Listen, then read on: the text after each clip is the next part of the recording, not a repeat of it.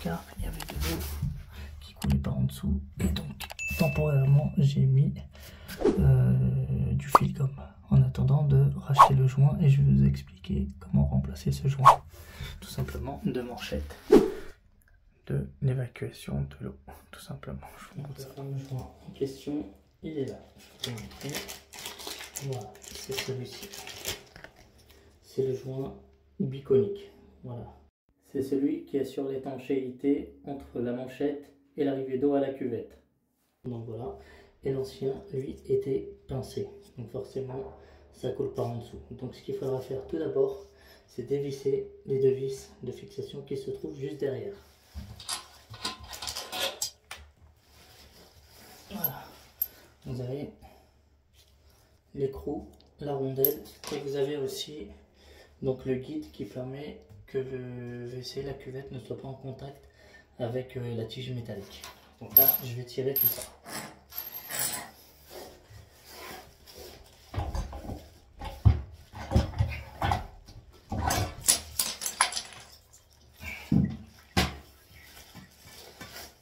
Comme le joint était abîmé, à ce niveau-là, j'ai mis du fil gomme. Donc ça a réduit drastiquement en fait le problème qu'il y avait sous directement la manchette. Voilà, c'est un peu mouillé, mais voilà, grâce au fil gomme, temporairement, j'ai pu bloquer légèrement la fuite qu'il y avait juste derrière. Donc maintenant, on va retirer tout ça. Voilà, on tire la manchette, on tire le fil gomme, et je vais vous montrer la manchette, le joint. Voilà, je vais vous montrer le joint, comme il est totalement pincé. Voilà, comparé au nouveau qui lui est, voilà, est bien cylindrique. Celui-ci, il est mort. Voilà, donc je relève, je retire tout le fil gomme en surplus. Voilà, grâce au fil gomme, j'ai pu réparer temporairement donc la fuite. Voilà, c'est de la pâte à modeler, c'est un jeu d'enfant. Donc voilà, maintenant, ce qu'on va faire, on va mettre le joint biconique à l'intérieur, tout simplement. Donc pour le sens du joint biconique, donc c'est le cône le plus petit diamètre vers l'extérieur et le côté plat vers l'intérieur. Voilà. Voilà, ici vous avez un liseré qui est juste là, tout simplement tout autour. Donc voilà, donc le côté plat il se trouve à l'intérieur. Donc on fait comme ça, tout simplement on enfonce ça. Voilà, et à partir de là, ça épouse bien donc le joint à l'intérieur. Voilà, et ensuite il n'y a plus qu'à mettre la manchette et c'est réglé, et il n'y aura plus de fuite juste en dessous. Donc voilà, avant de mettre le joint à l'intérieur, il faut nettoyer la petite fente où se trouve le joint. Voilà, il faut bien nettoyer, retirer l'excédent d'eau afin que ça épouse correctement. Donc voilà, côté conique vers l'extérieur, côté plat à l'intérieur, comme je vous ai montré sur la vidéo. Voilà, on enfonce ça. Donc là, c'est parfait. À partir de là, je mets la manchette à l'intérieur. Voilà. Hop. Donc je mets bien l'évacuation. Et à partir de là, j'enclenche. Voilà.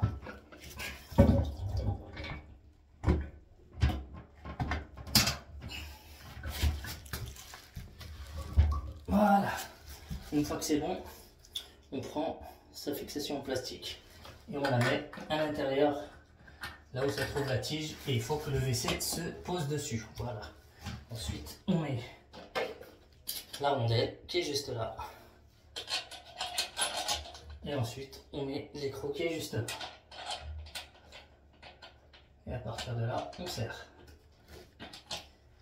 Plastique, donc côté bourré à l'intérieur, le côté plat à l'extérieur. Voilà. Ensuite, la rondelle. Et ensuite, l'écrou. Et on serre. Voilà, à partir de là, on serre avec la clé à molette les deux écrous et on passe au test. Place au test, je vais mettre ma petite lampe en dessous et on va vérifier tout ça. Voilà, je tire la chasse.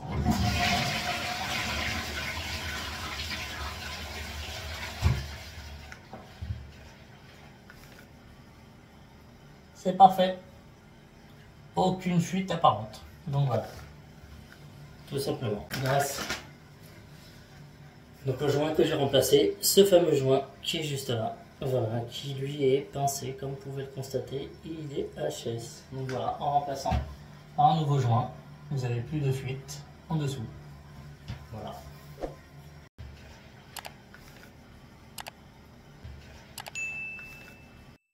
Sauteur Plomberie, la garantie d'une plomberie en bonne santé.